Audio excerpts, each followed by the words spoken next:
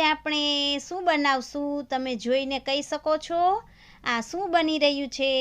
આજે આપણે બનાવશું મિક્સ ભજીયા અને બટેટાવડા.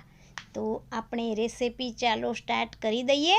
સૌપ્રથમ આપણે બટેટાને બાફી લેવાના છે અને એની છાલ ઉતારી લેવાની છે. ત્યારબાદ આપણે સૂકો મસાલો રેડી કરશું. ગેસ પર એક પેન ગરમ કરવા મૂકી દીધું છે મેં.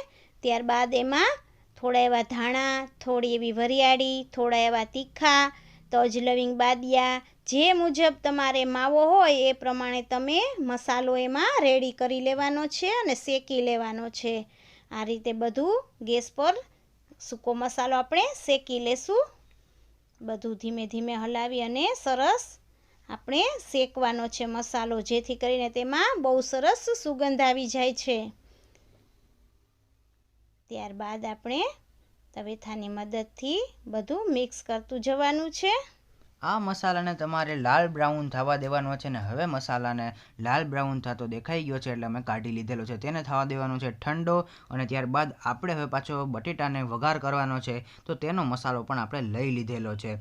ત્યારબાદ આપણે હવે કર્યું છે એક પેનની અંદર 1 ચમચા જેટલું તેલ આપણે કાઢી લીધેલું છે. ત્યારબાદ તે તેલ ગરમ થઈ જાય અને તેની અંદર નાખી દેવાનું છે વઘારની અંદર જીરું, અને જીરું નાખ્યા બાદ તેની અંદર નાખી દેવાનો છે લીમડો. લીમડો નાખી ગયા બાદ આપણે આદુ અને મરચાંની પેસ્ટ પણ ધીમે ધીમે એમાં ઉમેરી દઈશું. સૌપ્રથમ આપણે બધો મસાલો રેડી શેકી લેવાનો છે અને ત્યારબાદ આપણે બટેટાને મોટા મોટા જ આ રીતે છૂંદી નાખવાના છે અને એમાં મિક્સ કરી દેવાના છે.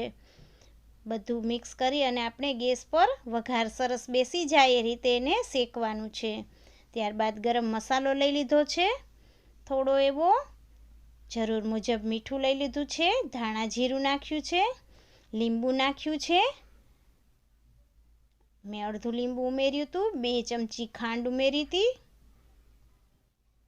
આ રીતે બધું આપણે મસાલાને મિક્સ કરતું જવાનું છે.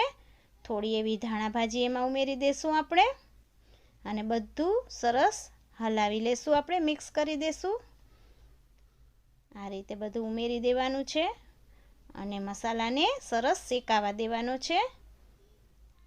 ત્યારબાદ જે આપણે સૂકો મસાલો બનાવ્યો હતો તેને આપણે મિક્સચરમાં ક્રશ કરી લેવાનો છે. આ રીતે આપણો મસાલો રેડી થઈ ચૂક્યો છે. એ મસાલો આપણે બટેટાવડાના મસાલામાં ઉમેરશું. આ રીતે બધું સરસ મિક્સ કરી લેવાનું છે. આ રીતે જો તમે બટેટાવડા બનાવશો તો તમારા બટેટાવડા પણ બજાર જેવા એકદમ ટેસ્ટી બનશે. જો તમે તીખું ન ખાતા હોય તો તે તમારે આની અંદર ચટણી નાખવાની નથી, પરંતુ આની અંદર ગરમ મસાલો પડી ગયો છે એટલે ગરમનેસથી તમને તીખાશનો અનુભવ તો થશે જ. એટલે મોરો મસાલો આ બેસ્ટ છે, આ રીતના તમે બનાવી શકો છો. ત્યારબાદ આપણે હવે તે મસાલાને ગોળા વાળી લેવાના છે. આપણે બટેટાવડાના ગોળા વાળી લેશું અને સાઈડમાં રાખતા જશું. આ રીતે આપણે મસાલો રેડી થઈ ગયો છે અને ગોળા વાળી લેવાના છે. આ આલુ વડા કોને કોને ભાવે છે કોમેન્ટમાં જરૂર જણાવશો. આ બની ચૂક્યા છે આપણા બટેટા વડાના ગોળા. ત્યારબાદ આપણે હવે પતરીના ભજીયા માટે એક બટેટું લઈ લેશું અને એને છાલ ઉતારી લેશું આ રીતે. ત્યારબાદ એને ચિપ્સ કરી લેશું. સરસ ગોળ પતીકા આપણે થઈ જાય મોટા મોટા બટેટાના એ રીતની આપણે ચિપ્સ બનાવી લેવાની છે અને એને પાણીમાં ડુબાડી 2 મિનિટ સુધી રાખવાની છે. ત્યારબાદ આપણે ગેસ ચાલુ કરી દઈશું અને એના પર તેલ મૂકી દઈશું. ભજીયા ડૂબે એટલું આપણે તેલ ઉમેરશું તેમાં. ત્યારબાદ આપણે લોટને ચારી લેવાનો છે જેથી કરીને તેમાં ગાંગડી ન રહે અને લોટ સ્મૂથ સરસ બંધાઈ જાય. આ રીતે આપણે આલુ વડાનો લોટ બાંધશું. જે મુજબનો લોટ હોય તે રીતે આપણે મીઠું અને સોડા ઉમેરવાના છે. આટલા લોટમાં મેં અડધી પોણી ચમચી જેટલું મીઠું અને અડધી ચમચી જેટલું સોડા લીધો છે ભજીયાનો. ભજીયાના સોડામાં ભજીયાના સોડા જ લેવાના છે, જે આપણે સાજીના ફૂલ લીલા પેકેટ આવે છે તે જ લેવાનું છે. ત્યારબાદ આપણે મેથીનો લોટ બાંધી લેશું. તેમાં પણ 1 ચમચી મીઠું અને અડધી ચમચી જેટલો સોડા ઉમેર્યો છે, 5 ચમચી જેવી હિંગ ઉમેરી છે. ત્યારબાદ આપણે મેથી અને ધોઈ અને એમાં ઉમેરી દેવાની છે. સરસ રીતે સ્વચ્છ પાણીથી આપણે સાફ કરી ધોઈ અને તેમાં ઉમેરી દેશું. ત્યારબાદ થોડા ધાણા પણ સાફ કરી અને ઉમેરી દેશું. મેથીમાં ધાણા ભાજીનો ટેસ્ટ ખૂબ સરસ લાગે છે. જો તમને અમારા વિડીયો ગમતા હોય તો લાઈક, શેર અને સબસ્ક્રાઈબ કરવાનું ભૂલતા નહીં. આ રીતે હું તમને ભજીયા જે બતાવું છું એ આ રીતે જો તમે ફોલો કરશો તો તમારું ભજીયું પણ એકદમ સરસ પોચું રૂ જેવું બનશે. ત્યારબાદ આપણું તેલ આવી ચૂક્યું છે તો સૌપ્રથમ આપણે બટેટા વડા બનાવી લેશું. આ લોટમાં આપણે ડીપ કરી અને વડાને પાડતું જવાનું છે તેલની અંદર.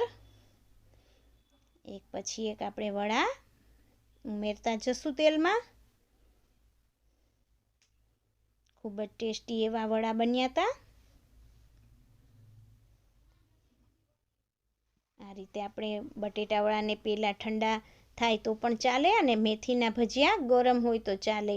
એટલે પહેલાં આપણે વડા કાઢી લેશું. એક પડ ચડી ગયા બાદ આપણે એને ફેરવી લેવાના છે. લાલ બ્રાઉન જેવા દેખાય એટલે આપણે ભજીયાને કાઢી લેવાના છે. ત્યાં સુધી આપણે એને પાકાવા દેશું. આ થઈ ચૂક્યા છે આપણા વડા, તો આપણે કાઢી લેશું વડાને.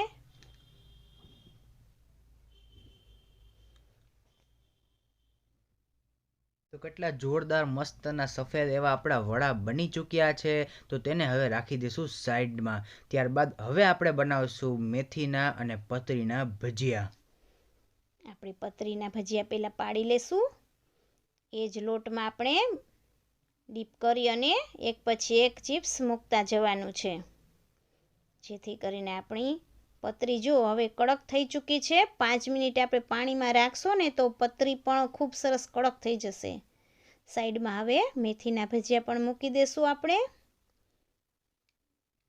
પતરીના ભજીયા જો તમારે પહેલાં મૂકવાના છે ને મેથીના પછી મૂકવાના છે, જેથી કરીને આપણા બંને ભજીયા સાથે થઈ જાય. પતરીમાં ભજીયામાં સેજ લાલ બ્રાઉન હશે તો ચાલશે, પણ મેથીના લાલ ન થવા જોઈએ. આ રીતે જો આપણું ભજીયું ફૂલી ચૂક્યું છે. પતરી પણ સરસ પૂરી જેવી આપણી ફૂલી ચૂકી છે. તમે જોઈ શકો છો ભજીયાનો કલર કઈ રીતનો આવી ચૂક્યો છે. આપણું ભજીયું રેડી થઈ ચૂક્યું છે. ત્યારબાદ આપણે એ જ બેટરમાં મરચાંના ભજીયા કરી લેશું. મરચાંને પણ લોટમાં બોળી અને એક પછી એક આપણે તેલમાં ઉમેરી દેવાના છે.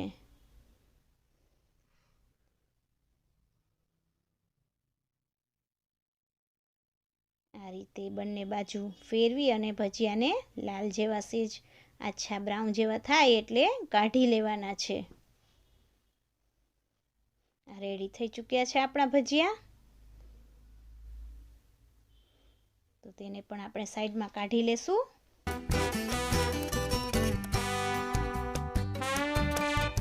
હવે આપણે આની અંદર ચટણી પણ લઈ લેવાની છે. ચટણીનો વિડીયો આપણે સ્પેશિયલ બનાવી નાખશું. તો ભજીયા કેવા બન્યા છે તે આપણે ટેસ્ટ કરી લઈએ. સૌથી પહેલાં આપણે લઈ લીધા છે મેથીના ભજીયા. પોચા અને નરમ ને જોરદાર ભજીયા બનેલા હતા. ત્યારબાદ પતરીના ભજીયા લીધા છે, એ પણ જોરદાર છે. અને બટેટાવડાનો મસાલાની વાત તો શું કરું. Thank you for watching. Bye bye.